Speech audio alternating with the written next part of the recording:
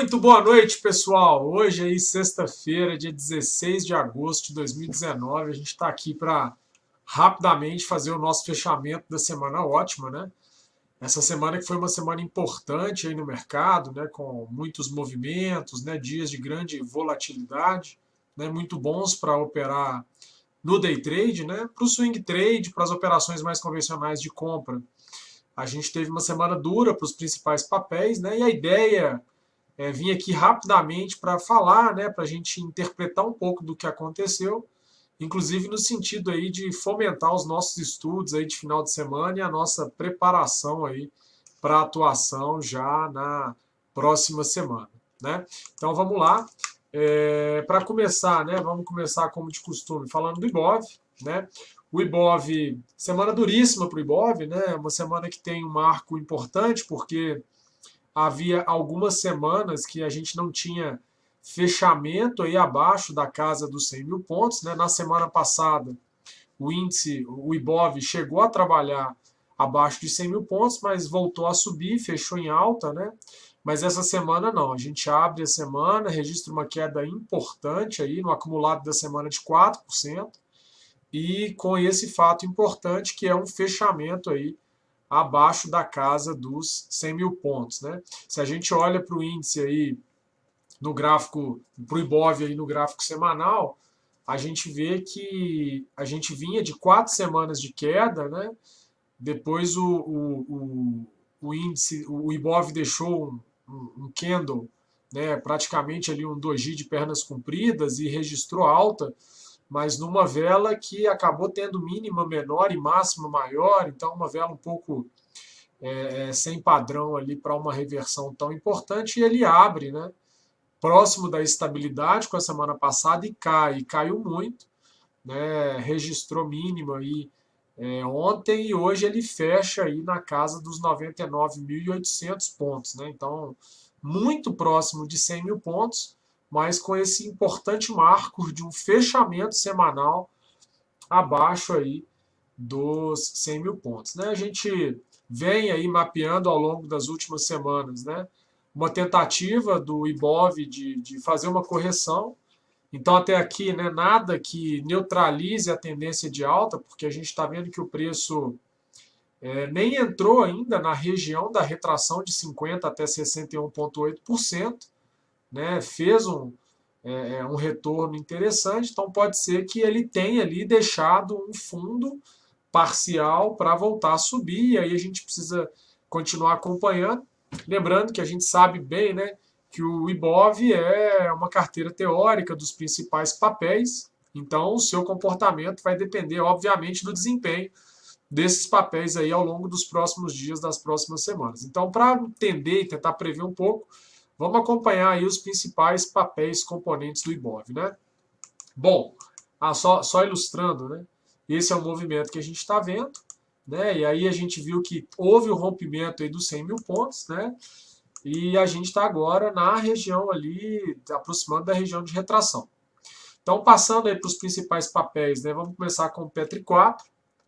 Petrobras aí mais uma semana duríssima, né? A gente tinha vindo de 2 semanas de leve alta, né? Mas a gente tem uma semana duríssima em Petrobras, né? Com quase 8,5% de queda, né? E fechando ali muito próximo da mínima, né?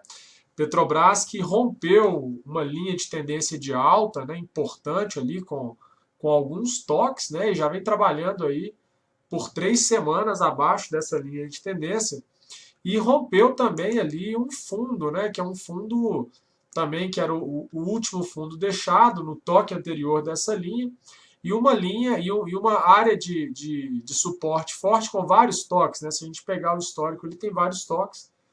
Né, então, Petrobras, num quadro de reversão de tendência, né, já passa ali a deixar um fundo ali mais baixo do que o anterior, e com uma projeção aí, né, o próximo suporte Petrobras lá na casa dos R$ 20,18, né, que seria uma queda muito importante. Né? Uma outra coisa interessante é que se a gente projeta essa queda, né, com base no último topo ali, no fundo e na retração, considerando que A gente teve um topo mais baixo que o topo anterior. Aí nós estamos nos aproximando aí na casa dos 23,53 do alvo de 100%, né, que seria um primeiro alvo, que é pouco ali, pouco distante de onde a Petrobras está. E aí você tem um alvo de 161,8% no R$ 20,40, que é justamente bem próximo ali daquele último fundo que foi deixado, essa linha amarela mais baixa. Então, a menos que nós tenhamos aí a divulgação de algum fato novo, alguma questão de natureza mais fundamentalista, né, a gente tem uma perspectiva de Petrobras que graficamente não é muito boa, né? Primeiro ela perdeu uma linha de tendência de alta, depois agora ela perdeu o último fundo, né, e agora projeta uma queda aí importante, né? Claro que isso não é nenhuma recomendação de venda ou de encerramento de posição em Petrobras, mas é um papel importante, né, para a composição do IBOV que a gente precisa acompanhar com bastante cautela e bastante atenção nas próximas semanas, né? Dando continuidade, a gente tem Vale 3, né? Vale que mais uma semana, né, de queda importante, né? Quase 4% de queda. Começou a semana em leve alta, né? Segunda-feira de indecisão, terça-feira subiu um pouco, mas aí terça, quarta e quinta caiu bastante, né? Deixou um fundo na quinta-feira, mas hoje voltou a trabalhar em queda, né? Vale que tem uma questão interessante, porque Vale rompeu ali há 2 semanas atrás, né? Uma linha de tendência de alta que ela vinha deixando desde o fundo lá do pós-rompimento da barragem de Brumadinho, né? E aí ela subiu, encontrou ali a resistência, né, na retração de Fibonacci, fez uma queda, começou a montar essa linha de tendência de alta, voltou a subir, fez o teste de topo, falhou no rompimento, e depois da falha ela vem caindo de maneira muito importante, né? E aí eu trouxe aqui o gráfico mais com um conjunto de candles maior, né? Esse é um gráfico semanal, então a gente está pegando um histórico bastante grande, né? E aí a gente vê que a gente tem nesse movimento de queda de Vale, se ele se confirma, duas oportunidades de suporte, né? Dois pontos que provavelmente ele vai encontrar dificuldade para passar.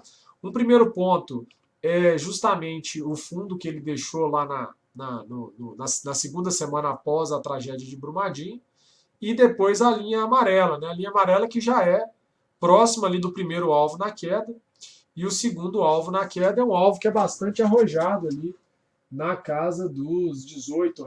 Então, assim, é um alvo pouco provável no curto prazo, mas Vale é um papel aí para a gente seguir acompanhando. Ok? Depois de Vale, a gente passa para os bancos, né? Itaú, mais uma semana dura para o Itaú, né? Então, semana de queda, 4,3% de queda, né? É interessante que o Itaú ele tem ali uma linha de tendência de alta, né? Então ele fez uma queda na semana passada até a região da retração, respeitou a região, voltou a subir, né? Fechou bem longe da região, mas essa semana volta a cair, né? Ainda dentro aí do range de preço da semana passada, mas a gente tem que ficar atento, né? O rompimento da mínima da semana passada torna-se importante, mesmo acontecendo numa região de suporte forte, né? E aí a gente vê para baixo, o Itaú tem dois destinos, né, de suporte. Primeiro, a linha amarela, que é a linha de tendência de alta, e segunda, essa média mais escura, que é a média de 72 períodos, que também o Itaú vem respeitando há bastante tempo e dificilmente passará dela com folga, né? Mas vamos entender que é possível que ele tenha deixado um fundo na semana passada, essa semana tenha sido uma semana de correção da alta da semana passada e pode ser que ele volte a subir para fazer o teste topo, né? Então é algo para a gente acompanhar com cautela. Bradesco, né? Bradesco também semana de queda, uma queda de 3,5%, né? Abrindo alvo aí, né? Para dois suportes, né? O primeiro é a própria média azul ali de 72 períodos e também passando essa média, que não é algo que ele fará com facilidade, ele encontra ali uma região de suporte da retração desse movimento de alta, né? Então, essa foi uma semana em que Itaú renovou o fundo e aí está se aproximando ali do fundo anterior para tentar o rompimento. Tentando esse rompimento, ele tem uma média de 72, passando da média de 72, ele tem uma região de suporte, dado pela retração de Fibonacci. Então, é um papel que vem numa correção importante, algumas semanas de queda, mas que está encontrando ali uma região de suporte. Vamos ver como ele se comporta nas próximas semanas. Destaque negativo para os bancos nessa semana vai ficar para Banco do Brasil.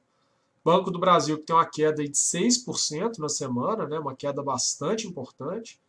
Né, ele fecha aí na casa dos 45,73, né, e também se aproximando ali para testar duas regiões de suporte muito importantes, né?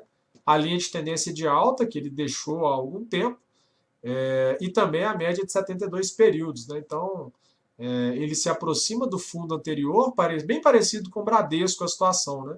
Se aproxima do último fundo, numa região que ele vai se aproximar também da linha de tendência de alta e da média de 72 períodos, né? Então, essa é a perspectiva. Ambev, né? Depois de algumas semanas com resultados surpreendentes de alta, mais uma semana de queda, dessa vez uma queda importante aí da casa de 5,8% em Ambev, né? E Ambev tem um cenário bastante interessante, porque o preço encontrou mínima essa semana, ali naquela linha amarela, que se a gente pegar o histórico de Ambev, essa é uma região de preço, né, que é um número forte, assim, vários toques, principalmente de baixo para cima, mas também tem registros de toques marcando essa região como um suporte importante, e essa semana ele foi um suporte importante. Então, pode ser que o preço tome um choque ali, volte a subir para testar o topo lá em cima, né? A gente espera que seja assim o contexto para valorização desse papel, mas o rompimento desse papel pode mostrar que ele fez ali uma correção, né? Atingiu a região da retração de Fibonacci e pode vir para tentar romper fundo, né? O que seria um cenário bastante adverso, né? No médio prazo, né? Mercado futuro. Então, essa semana a gente estava operando no início da semana o INDQ 19, né? Essa semana a gente teve a quarta-feira mais próxima do dia 15 em um mês par. A gente sabe que isso marca o vencimento dos contratos do índice e do mini índice. Então, a gente que opera o mini contrato, a gente passou a operar o WINV19 e também acompanhar o desempenho do INDV19, que é o que a gente vai mostrar aqui na apresentação, né? Então, semana de queda, né? Queda aí de 3,8%, né? No ativo, né? No contrato futuro, né? Interessante notar que essa semana o mercado futuro do índice chegou na região de retração. A gente vem falando dessa região aí nas últimas semanas, né? Dessa queda. Então, por mais que desde o topo histórico o índice tenha caído aí quase 10%, né, quase 10 mil pontos, é um movimento natural de correção de uma perna de alta, né? Então, a gente espera que daqui para frente ele encontre suporte nessa região aí de retração de Fibonacci e volte a subir, né, com os benefícios que isso traz para a nossa economia. Como a gente viu, os principais papéis que compõem o IBOV, que é o objeto de negociação aqui do contrato futuro, não tem perspectiva de alta aí, pelo menos graficamente falando, né? Alguns já romperam região de suporte, outros estão aí com alguma falta de suporte até encontrar uma linha de tendência, uma média ou algo assim. E isso aí pode construir um cenário de levar o IBOV até a região de retração, porque a gente viu lá no início dessa fala aqui que o IBOV ainda não fez como o contrato futuro, que já está ali nessa região destacada em amarelo, né? O IBOV lá, uma dos primeiros slides dessa apresentação, ainda não chegou nesse patamar. E aí eu vejo claramente dois cenários, né?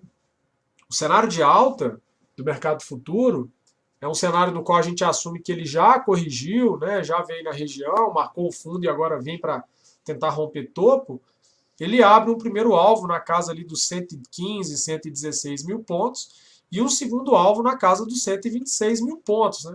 Que é o que a gente efetivamente espera que aconteça com a valorização dos papéis, aquecimento da economia e etc. Por outro lado, considerando que a gente ainda pode ter uma semana dura, 2 semanas duras para o Ibov, até que esses papéis consiga de fato terminar essas correções, encontrar suportes e voltar a subir, a gente vê a possibilidade de um outro cenário no qual o contrato futuro do índice pode buscar 2 pontos importantes. Um é a região dos 97 mil pontos, que historicamente é uma região de toques, né, de suporte e resistência importante, e ela está casando ali com essa linha de tendência de alta que ele vem deixando.